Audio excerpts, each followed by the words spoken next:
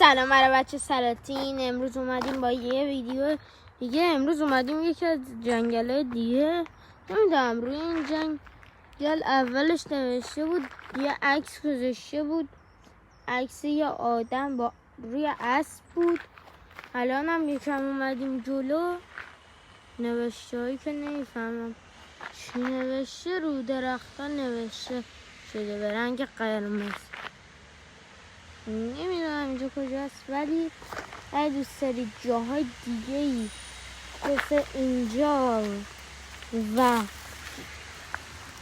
جنگل ویدیوهامون تازه میخوایم شروع کنیم و جاهای زیبایی از آلمان رو بهتون نشون میدیم. سابسکرایب، لایک فراموش نشه تا ویدیو بعدی. پیس.